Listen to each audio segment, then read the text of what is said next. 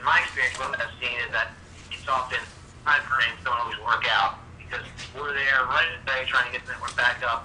And they're just trying to, find bodies and clear roads that can get, basic life support systems back online.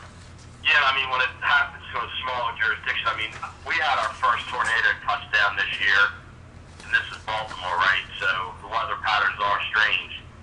And one of the things that I hadn't contemplated was, as we really wanted to try to expedite the contractors coming back in to kind of repair this area, you really have to make certain that you guarantee the property owners that their things are going to, whatever's left is still going to be there. So, you're always trying to balance, and I think conversation like this is good, because when I hear a guy like you say, hey, look, it's the same railroad, and you're going to lose communications, and your problems are going to be much bigger if you don't let me come in and you make this a priority. It just kind of resonates how important it is the private sector is involved in all stages, but especially the planning process. So I'm thankful for the opportunity to listen to you, and I appreciate you sharing what you did. My pleasure. My contact information can be shared, so if you want to call me offline and talk more about these things, I'd be glad to discuss it and share some more information. Thank you. My question really regarded your comments regarding Joplin, when you were saying that it needed to be a very simple authorization and authentication mechanism for people to get physical access to the sites. Missouri is already in the process of working on a first responder access credential. I'm not sure where that stands now. I know they did some work on it, and the consortium's involved in similar initiatives in this region. Can you talk about whether you see a FRAC as a solution, or is that, given your concerns about complexity, is that going to be too complex a solution on the ground? Yeah, I really try to keep my comments as candid as possible because I don't want to sugarcoat anything. We find that we have not only our personnel, so it's one thing if it was just spraying people on the ground trying to bring the network back, but we depend on a vast supply chain of power crews, dedicated GCs, refueling vendors to service our company, and service our network, and we outsource some of the things that are not our core competence, like refueling. So it's very important that when I say keep it simple, and the reason I say that is because we've got a lot of people in and out of the area. During Hurricane Ike, we had like 500 refuelers. These are just our dedicated resources in F-250s with 500 gallons in the back of the truck running out to refuel cell sites, and the generators are tagged there. And, we had 500 generators, about 200 refueling trucks deployed. So, again, it's a major logistical effort and administrative effort to try to, at the very least, what we found is providing a access letter with an expiration date on it. And if they have their driver's license and a company, credential that says I work for this company and I have this letter, we're hoping that that's going to get those resources through.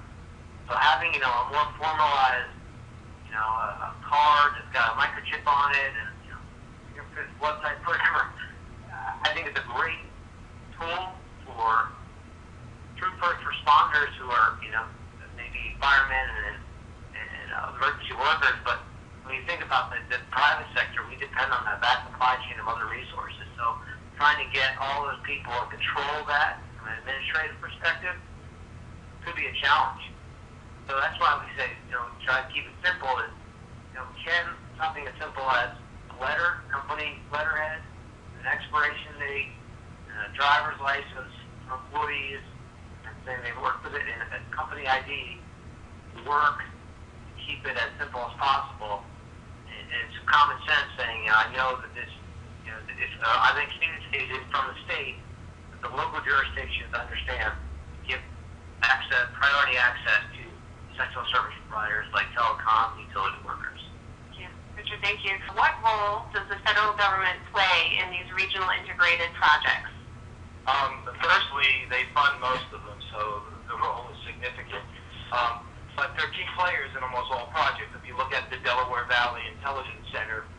DHS, FEMA, the Coast Guard, and others are part of that. Look at the Delaware River Infrastructure Protection Program. The foundation of that is the U.S. Coast Guard.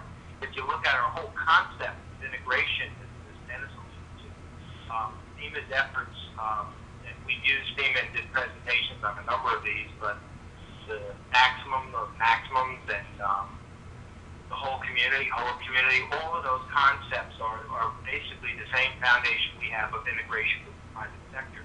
So our meetings, when conducted, our planning includes all federal agencies, each of the regional catastrophic planning groups, and the UASCs that make up the All Hazards Consortium. All of the planning efforts have been fully integrated in what we're doing. Evacuation planning, looking at housing, to food distribution, FEMA's played both in exercises, and it's been part of the planning. So the state organization, so as a state organization, it drives that sort of conclusion. So I think the answer is pretty heavily involved. Okay, Joe, thank you very much. We have a question from Henry Zoom. Henry, you should be unmuted. Yes, I am. I'm from L3 Communications, and we're involved in the National Exercise Program. And you may have already alluded to the answer to my question, but the question is, are there plans for the public-private plans to be exercised as part of the National Exercise Program, perhaps at the regional level? This is Joe. I can just tell you what we're doing, and we're doing it through the All Hazards Consortium. We've put a person on board that will be helping us. We're running a series of 10 exercises involving the private sector. We're doing it by sector: energy, pharmaceutical, all the major sectors. We're doing at least 10, and we'll share those best practices with the All Hazards Consortium. And I can just share with you that other states who are practicing have been sharing information and best practices throughout the All Hazards Consortium. Great, thank you. Thank you. Dennis, there's a question here for you. How can the private sector owner-operators benefit from working with the states and the All Hazards Consortium? Yeah, thanks, Laura. I would say fundamentally it's an opportunity to plug in a very low-cost way to lots of information and learning the language. One of the things that has been a challenge, I think, for private-public collaboration is language barriers. So in the public sector, we talk about soup and COG, and we have our acronym vegetable soup. In the business world, they talk about continuity of operations, with a focus on avoiding revenue disruption. So it's a very different perspective. So what the consortium provides is a place where owner-operators don't have a lot of extra cash. They need to get in and get out quickly, and the consortium is a place where you could get in, learn the language, meet the people, and become part of, embedded into the emergency management, homeland security environment without having to create a lot of bureaucracy. So that's just one benefit. I remember when on 9/11, when I was a vice president at the University of Maryland Medical System, which is a private company, we were scrambling around trying to figure out who to talk to. I mean, that was before fusion centers.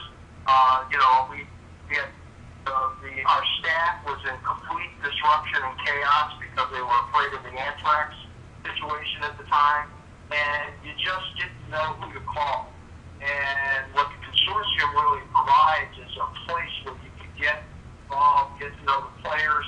So saying that, the last thing you want to be doing is exchanging business cards at the site of an event. Well, you should have that same mindset about private and public. And so owner-operators benefit a lot through this effort. Thanks, Dennis. Richard, you mentioned the issues of credentialing and permits are key to your planning. What other issues that affect restoration and continuity efforts? Are there some regions that do this better than others? Yeah, like I mentioned, there's a lot of different challenges we can face between we have lots of different constraints, right? If you think about infrastructure damage, that's a big concern, right? Access restrictions, DOT restrictions, the ability for us to even get around safely is often a concern. They're down power lines and trees in the road.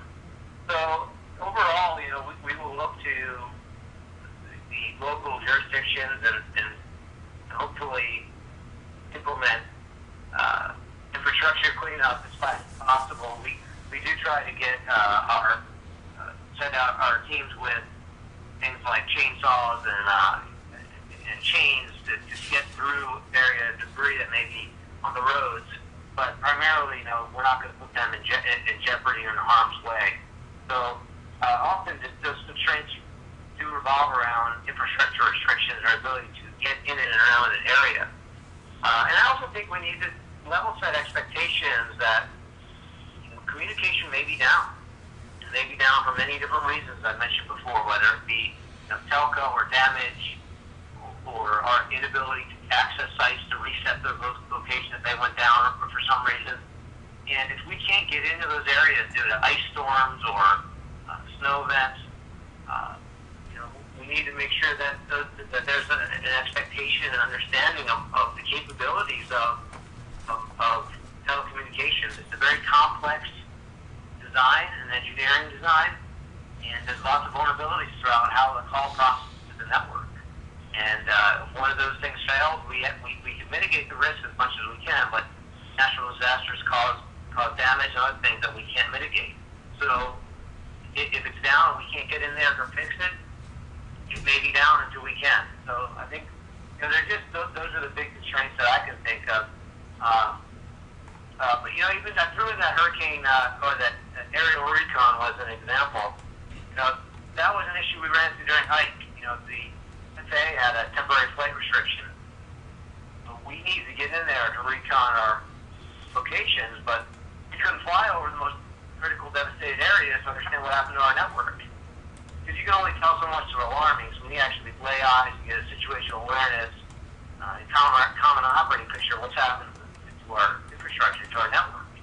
So we got a helicopter in there, but it took us some time to work through those temporary flight restrictions. So there again, can the state's health influence or can public sector health influence give us priority access in that random case that we need to get a helicopter in there to perform aerial recon? So some of those are the big constraints aside from access.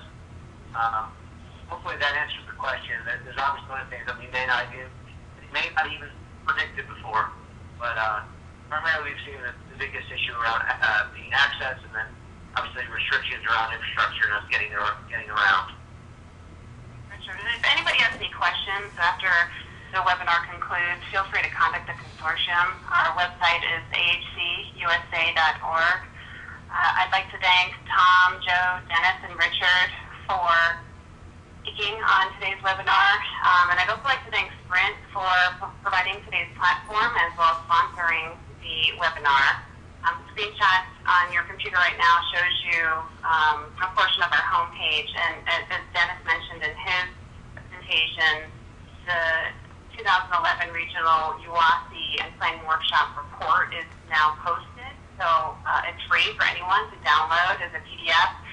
So don't forget to go to our homepage and download that and read it. It'll give you a lot more information that was reviewed in today's webinar. We encourage you to visit us on Twitter and Facebook.